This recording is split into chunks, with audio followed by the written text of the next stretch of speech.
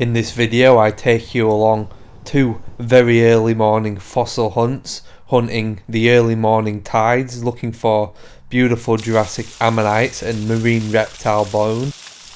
There's lots of finds coming up in this video, so hopefully you enjoy it. Morning everybody, it's another early morning fossil hunt. I'm going to be doing 2 days of fossil hunting in this video.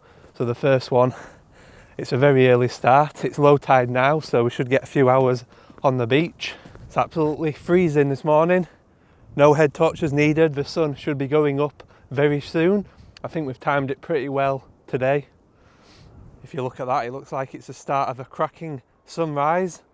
Once it comes out fully, I'll make sure to show you. Quite hard to make out, but it looks like there's a load of sandstone come down on top of the first bit. It's pretty deadly. I mean, the cliffs up there, if any of them fall while you're under it, you've got no chance. So you're always best to wait, like I've done now, for low tide to safely walk around. There's no better way to spend an early morning start than fossil collecting on the beaches. I think where the first one's out, I'm out collecting with my dad again. So hopefully we'll find something today. If not, there's always tomorrow. So let's get round there and get looking.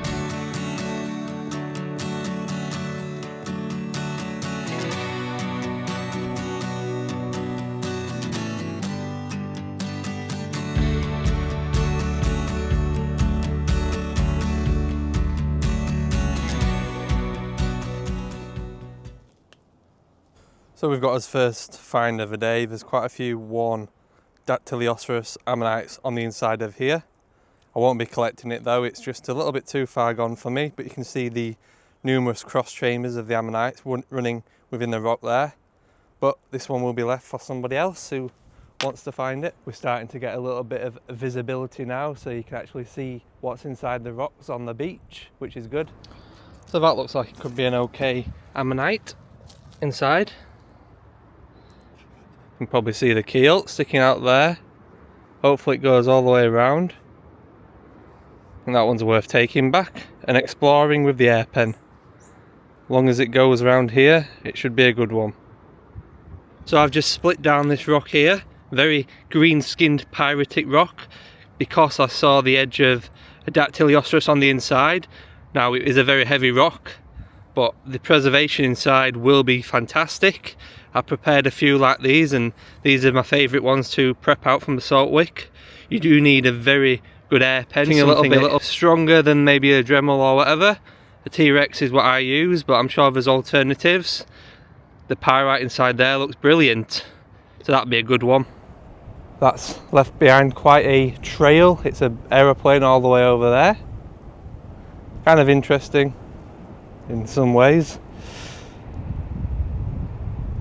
So I've just found something really good inside this rock here. Now this is what I saw originally, just a normal looking rock. And then I saw a cross section here, which is a little bit of jawbone, and it runs all the way round to the other side here. And if you look at the side, where was it? This side, you can see multiple little teeth running through. And if you look there, a little bit of enamel. Very cool find. Probably ichthyosaur, but I'm not 100% until it's prepared. In fact, I'd definitely say ichthyosaur because there's a little tooth canal there. So that's probably the line where there will be quite a few teeth running through it. Very cool. So that should be pretty packed full of bones and teeth, I'm hoping. Be a really nice piece when it's prepared. Probably one to send to Mark Hawks, I think, at some point, because it's a very fiddly job, but that's got potential to be a great fossil find. So I'm setting off back home now, having a walk to the car. Remember, I've still got the fossil hunt tomorrow, early morning, where I'm gonna again go out and hopefully find some more special finds. So there's potentially a lot more to come in this video. And there's also the way back, so potentially maybe there'll be something else to find, even if it's just the odd ammonite or two. I do think that ichthyosaur jaw that I've just found around that corner might be a very special find once prepared. It might be a while before it's probably done. One which needs a bit of acid prep to get in all the nooks and crannies where all the teeth are. So it might be a while, but stay tuned to the channel. Remember to subscribe, and I'll definitely share it when it's back from preparation. I do like to do a lot of the prep myself, but that one I think needs a very skillful hand. I enjoy preparing the odd bone piece myself, but not to that standard. I think it'll be a beautiful one once done. So I've just found this very C1 Hildocerus ammonite. So I'm going to have a go at splitting it from the other side and we'll see how it turns out.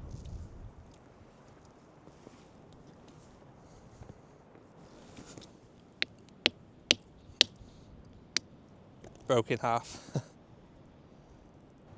So a few shots of Saltwick looking from the nab. Nice low tide we've got now. The beautiful nab behind us. Wonder how many more years that'll be there before it gets worn away in the winter storms. That's everything for this hunt. Now let's go to tomorrow. Morning everybody, welcome back to another fossil hunting video. It's an early morning start at Runswick Bay. I'm going to check to the left hand side and then afterwards I'll go towards Kettleness and see what's around there. There's already a few head torches at the other side of the bay. So I'm going to check the left hand side first and see what we can find. Then I'll have a scramble over to the other side when the sun is up and see if I've missed anything. I was hoping that the sea would have got to this fresh little fall area, but unfortunately it's not reached it yet. So I think I'm probably wasting my time looking through this until it's got in there and washed all of the rocks around. Can't see anything that's fallen down on top of it either. So I think I'm going to have a walk round to the other side and see what I can find there. And here we've got the sunrise over Kettleness. It looks beautiful this morning. I'm going to go for a walk back to the car to drop my coat off. It's a lot warmer than yesterday and I don't need it. I'm actually sweating a bit. Okay then, let's try again. I'm going to walk to the right hand side now. I've been informed by my dad, who's gone that way, that the people with head torches are actually just dog walkers and they've only walked to the first bit. So that's good. So there's a good chance of something around there. I'm a lot cooler now. I've dropped my coat back off at the car and I've swapped my woolly hat for a normal cap. Remember guys, if you'd like to purchase your very own fossil from the Yorkshire coast, please check out my website called buyafossil.com. There's a bunch of beautiful prepared fossils all available for purchase with shipping to most countries. Please take a look if you are interested. Thank you.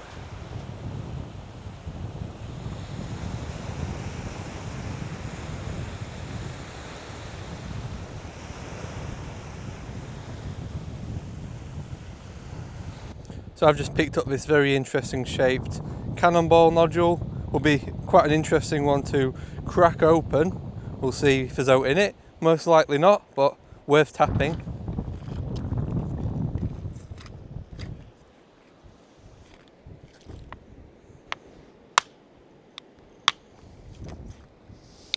So we've got a crack, but it doesn't look like a promising one.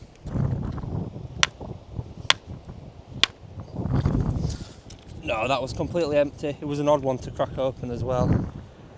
Well, that's a random find. Is that a pineapple? It looks like something like that, some type of plant.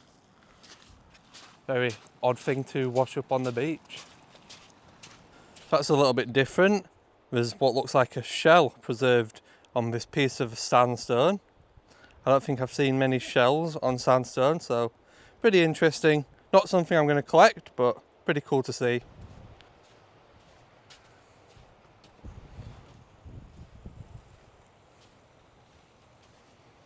I'm going to go meet up with my dad now and see if he's had any more luck than me.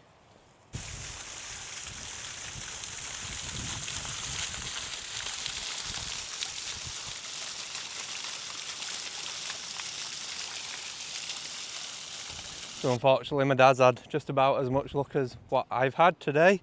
On this bit here there's not many stones at all, unfortunately, and you need a lot of stones to get the good fossils. But I will have a look around and see if he's missed any fossil bone bits, because he sometimes doesn't spot them. I've just found this nice C1 Ellie nodule here, and if you look on the other side there's a beautiful ammonite sticking out. I'm going to give that a tap in just a minute, but first of all I'm going to get back to my dad so he can film it. So that's a good little find here. A nice tenicostatum preserved inside this C1 nodule. I might even split that one open in a bit. Now that's how we like to find them. Looks like a nice chunky one. Hopefully it's complete and all in there. Let's get him out. Oh yes. Look at that mouth border right there. That'll be a brilliant one. And there's another one. A little bit too far gone, that one, so I'll probably leave that, but another beautiful nodule. Well, we don't find them quite often like that, especially Eleganticeras just popped free of the matrix. It's obviously been in the sea for a little while, but wow, absolutely beautiful. Prepped by nature, straight down to the middle. So this one's kind of weird. I'm wondering if someone's tapped it and then left it, but there's a perfectly good ammonite preserved inside it. I mean, it's a little bit sea-worn, but can't go wrong with that. The middle will just come straight out of it. So I've just pulled a nodule out of this sand here, and when I say pulled, I don't mean I've dug it out in situ. I mean it's been out rolling amongst the rocks for quite some time, but it was a nice sized nodule, and I've just given it a tap and have a look what was on the other side. A beautiful, looks like a semi-solatum, and it's a really chunky and big one. That'll be a beast when it's prepared. Hopefully it's all in there. I mean, it looks like it. Well happy with that one. Well, that's a shame about the middle of that. Looks like it had worn away a long time ago. Can you tell what ammonite it is based on the lines or suture patterns? It's a Harpoceras, but unfortunately it's not all there. So I've just been cracking open a few nodules, and check out this one. I wasn't expecting it to be as nice, but it is a beauty. Perfect split on it.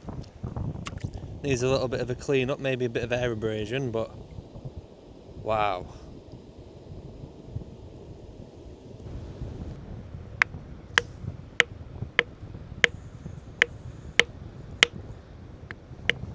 Promising.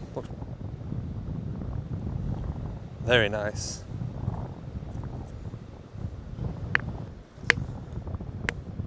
Didn't take much to open that one. Wow. Another perfect one, that's 3 out of 3. There was 2 in it, but I don't think this is going to go well. So it looks like a piddock's already bitten through it. Yeah.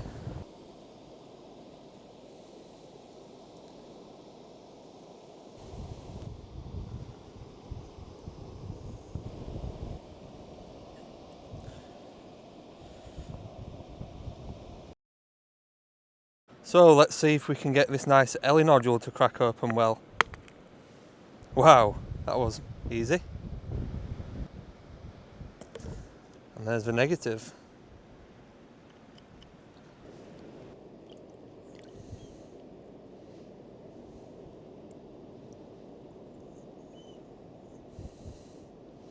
So it was definitely worth going that little bit further round. Didn't find very much until I did, but I've ended up with a lot of really nice grey shale nodules.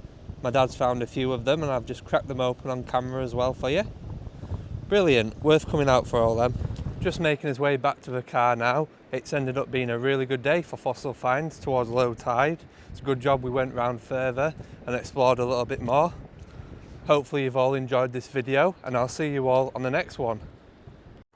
So now that I'm back off the beach, I'm going to show you a really interesting find that I found recently and just finished preparing. I'll put up a few clips of when I initially found it on the beach. It looks like it had been rolling around amongst all the beach pebbles for quite some time, but let's take a look at it.